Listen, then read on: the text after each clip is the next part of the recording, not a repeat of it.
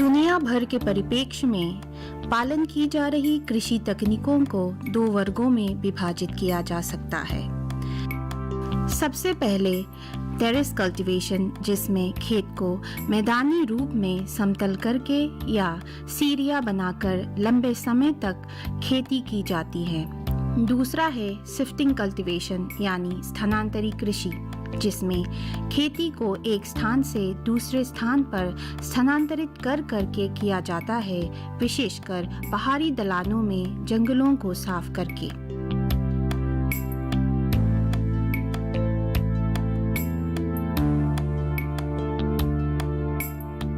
स्थानांतरी कृषि द्वारा खेती करने से प्राकृतिक जलवायु परिस्थितियों को कई तरह से प्रतिकूल रूप से प्रभावित हुआ है। संक्षेप में, क्योंकि इस कृषि प्रणाली के वजह से ग्लोबल वार्मिंग हो रही है और तापमान की स्थिति में वृद्धि हो रही है, आज लोग स्थानांतरी कृषि छोड़कर अन्य प्रकार की कृषि तकनीकों को अपनाने लगे हैं।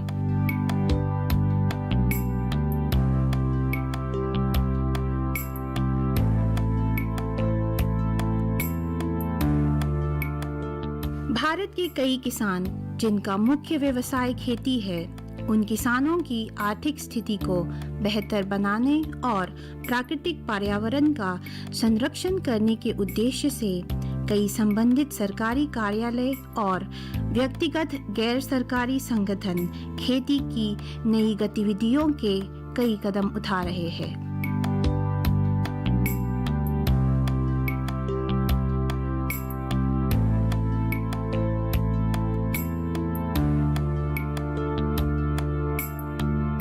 दीदी किसान की आज की कड़ी में दीदी के इम्फाल की टीम ने विभिन्न स्थानों का दौरा किया और संबंधित व्यक्तियों और कई किसानों के साथ बातचीत करके भारत सरकार के नॉर्थ ईस्टर्न काउंसिल की वित्तीय सहायता के तहत eastern area broader development committee द्वारा मणिपुर के पहाड़ी जिलों में किए जा रहे एकीकृत खेती के बारे में विस्तार से जानने की कोशिश की।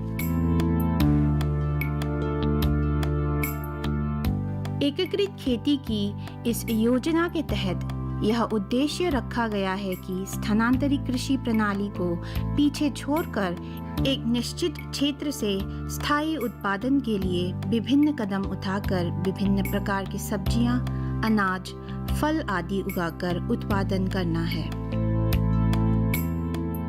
आज के एपिसोड के लिए दीदी किसान के प्रतिनिधियों ने सबसे पहले सेनापति जिले में स्थित पुरुल का दौरा किया।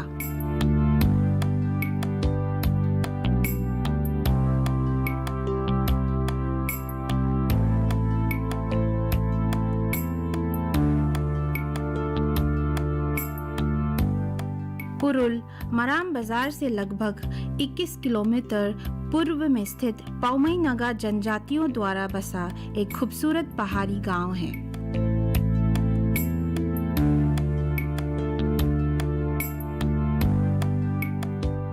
प्रारंभिक समय से इस गांव को दो भागों में विभाजित किया गया है, पुरुल तराई और पुरुल उच्च भूमि।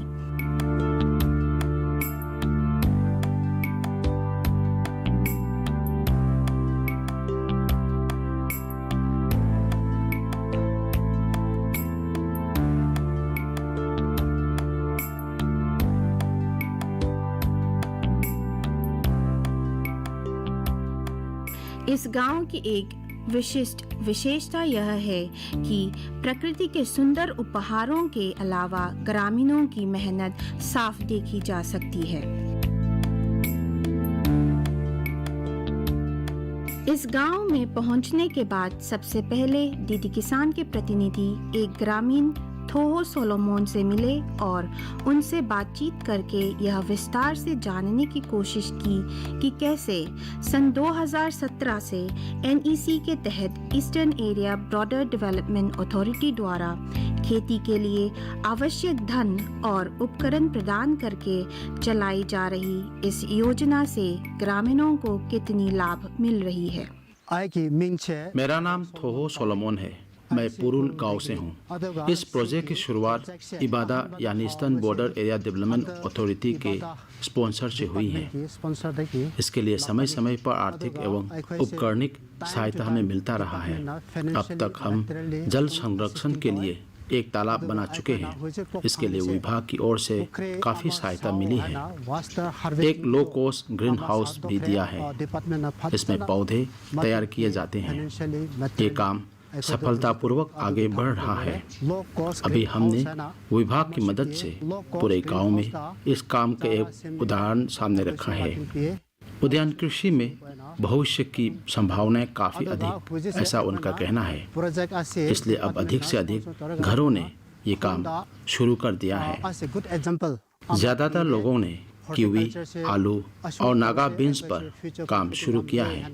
विभाग की ओर से एक खुशखबरी ये मिली है कि हमें एक और बड़ा ग्रीन हाउस मिलेगा। इसके लिए हमें तैयार रहने को कहा गया है और हम इसके लिए पूरी तरह तैयार हैं। हमारे इस वर्ष का प्लान एवोकाडो और पपीता उगाने का है।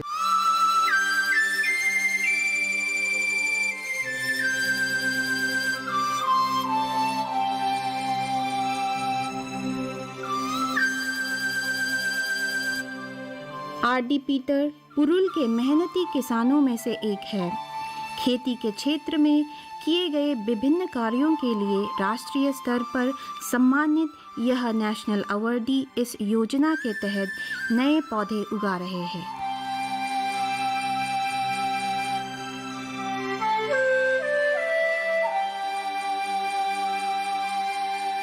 बाद में दीदी किसान के प्रतिनिधियों ने पुरुल तराई गांव के पीटर एग्रो प्रोडक्ट के आर.डी. पीटर से सीधे बातचीत की ताकि स्थानांतरित कृषि को पीछे छोड़कर उनके द्वारा की गई एकीकृत कृषि तकनीक के बारे में विस्तार से जान सके।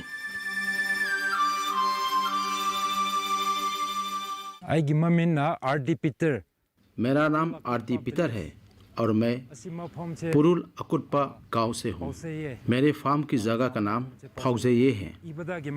इबादा के तहत हमारे फार्म में हमने कीवी उगाया है, सेब भी उगाए हैं। यही नहीं, अनेक सीजनल क्रॉप्स भी उगाया है। अभी कीवी उगाने के लिए जितनी भी आवश्यकताएं हैं सभी उपकरण उन्होंने उपलब्ध करवाया है। अभी सोलर ड्रिप पंप भी बहुत अच्छी तरह इंस्टॉल हो चुका है। कीवी फेस्टिवल के दौरान वैज्ञानिकों ने मिनिस्टर श्याम कुमार के समय में पुरुल के कीवी को मणिपुर में सबसे स्वादिष्ट कीवी घोषित किया है। इस कीवी फार्म में जितने भी उपकरणिक आवश्यकताएं हैं सब इबादा ने उपलब्ध करवाया है। इन लोगों ने पूरी ईमानदारी के साथ काम किया है। वे दूसरों से भिन्न है।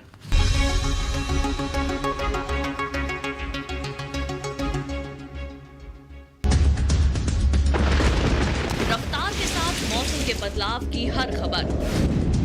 मौसम खबर लाइव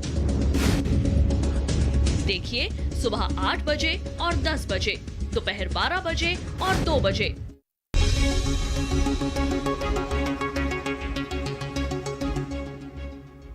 यह योजना जो eastern area broader development authority इबदा के तहत उठाई गई है, न केवल किसानों को खेती में अधिक सुविधा प्रदान करने के लिए सोलर पंप और ड्रिप इरिगेशन की सुविधा दे रही है, बल्कि यह किसान अपने खुद के कोल्ड स्टोरेज और पॉली हाउस रखकर प्रगतिशील किसान बनने की कोशिश कर रहा है।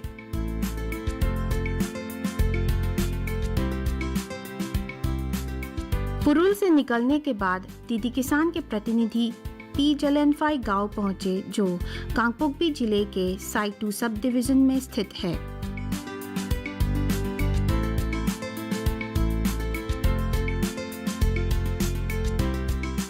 यहाँ के कई किसान इंटीग्रेटेड कोऑपरेटिव सोसाइटी की स्थापना करके इबदा के तहत खेती, बागवानी, पशुपालन और मुर्गी पालन सफलतापूर्वक कर रहे हैं।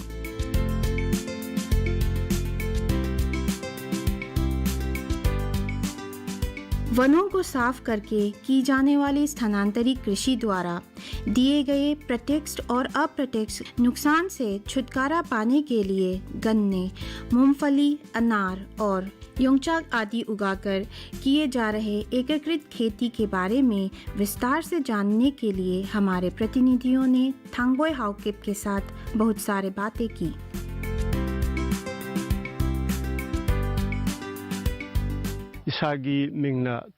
मेरा नाम थांगबोई हाओकिप है।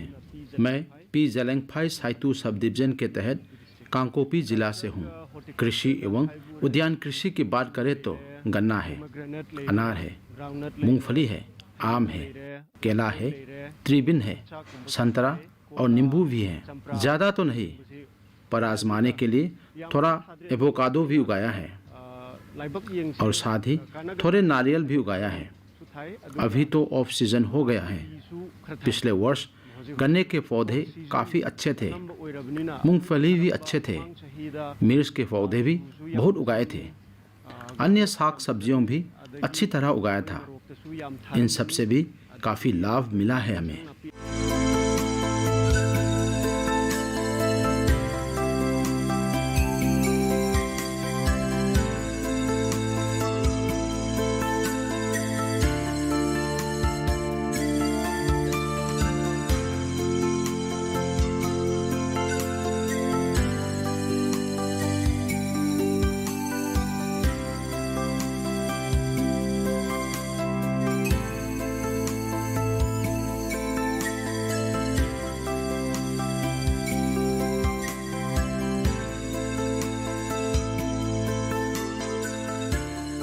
पी जेलेंगफाई के थांगबोई हाओकिप से कई सारे जानकारी लेने के बाद दीदी किसान के प्रतिनिधि इबिदा के प्रोजेक्ट ऑफिसर एंटोनी से मिले और उनसे बातचीत करके मृदा संरक्षण, जल संरक्षण, पशुपालन कार्यक्रम, वृक्षारोपण और मौसमी फल सब्जियों की खेती जैसे कई महत्वपूर्ण उद्देश्य के साथ उठाए जा रहे इस परियोजना के बारे में विस्तार से जानने की कोशिश की।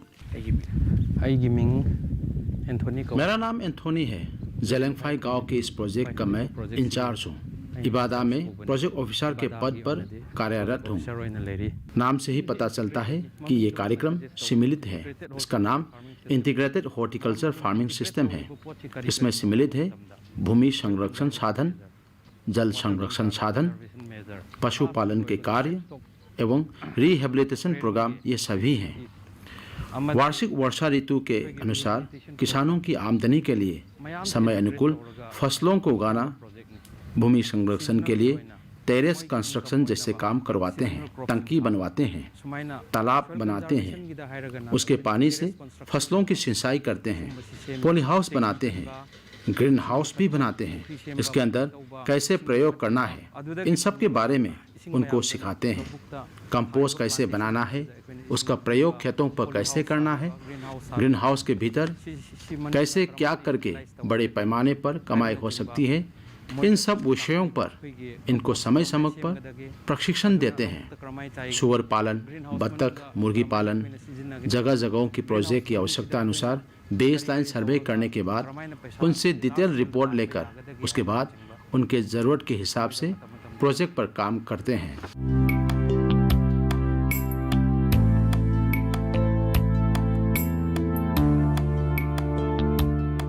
आज के एपिसोड में अंतिम भाग में मणिपुर के विभिन्न पहाड़ी जिलों में इबिदा द्वारा उठाए गए इस परियोजना द्वारा दिए गए लाभों के बारे में विस्तार से जानने के लिए दीदी किसान के प्रतिनिधि उखरुल जिले में स्थित लेंगांगचिंग पहुंचे।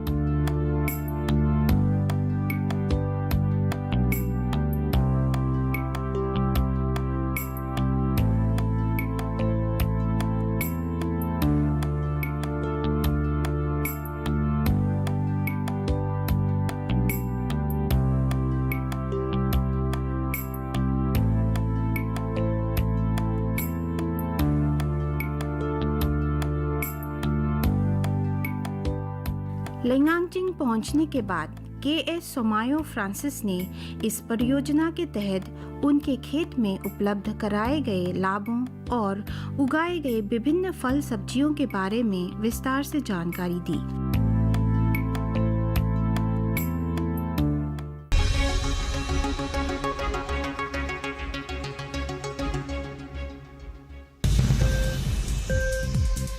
उपज के भाव ताव, आवक का हाल चाल, आयात निर्यात पर पैनी नजर, जानकारों की सटीक सलाह, सिर्फ मंडी खबर में सोमवार से शनिवार सुबह 8:05 पर।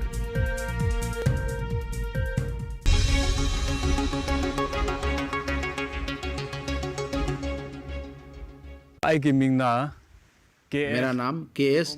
सोमायो फ्रांसिस है। मैं लेंगाचिंग में रहता हूँ।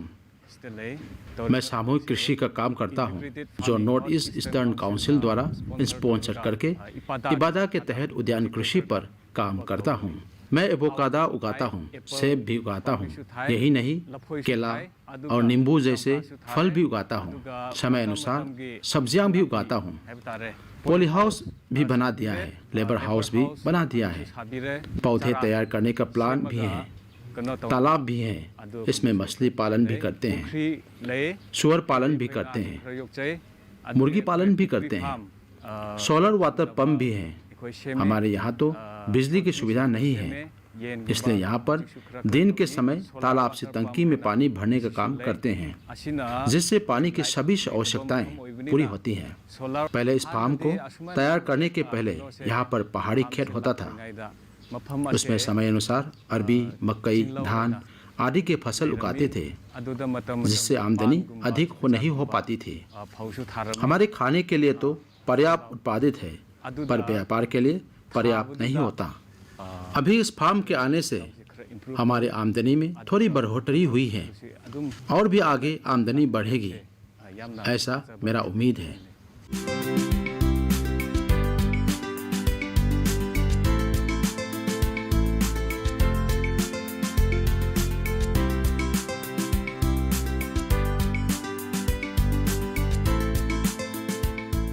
मनुष्य के खाने के लिए विभिन्न कृषि उत्पादों का उत्पादन सबसे आवश्यक चीजों में से एक है।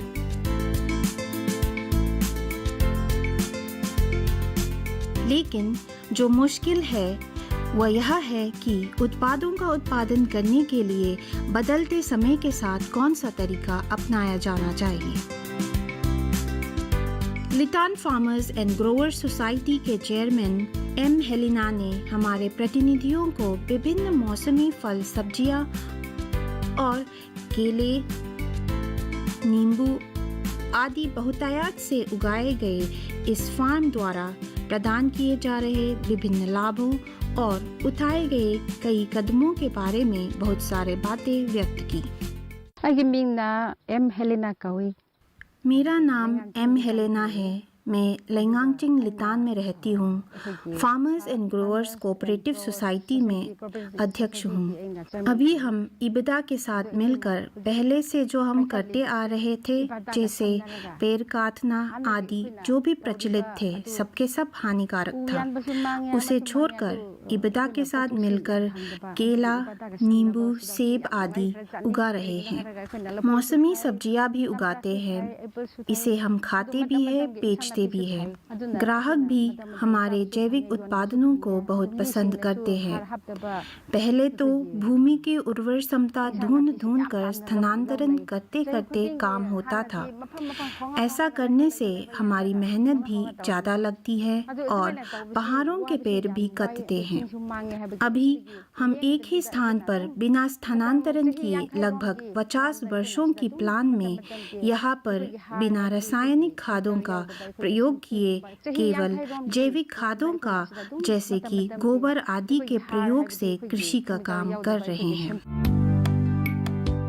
सन 2017 से शुरू की गई इबादा की यह परियोजना जो 3 साल तक चलेगी और जिसके 2 साल पूरे हो चुके हैं, इस परियोजना के तहत उखरुल और कमजोंग जिले के भी 4 चयनित स्थानों यानी कंगपात खुलेन, कचाई खुनौ और लैंगांगजिंग आदि में 20 से 25 किसानों का एक फार्मर्स सोसाइटी गठन करके इस परियोजना को सफलतापूर्वक चलाया जा रहा है।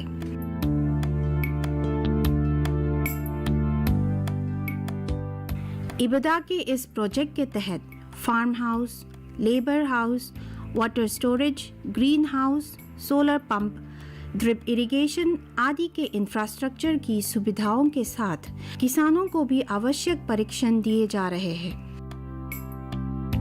अंत में इबदा की इंटीग्रेटेड फार्मिंग प्रोजेक्ट के तहत किसानों को प्रदान किए जा रहे लाभों और उठाए जा रहे विभिन्न कार्यों के बारे में विस्तार से जानने के लिए डीडी किसान के प्रतिनिधियों ने इबदा के प्रोजेक्ट ऑफिसर एच फुकान से मिलकर बातचीत की।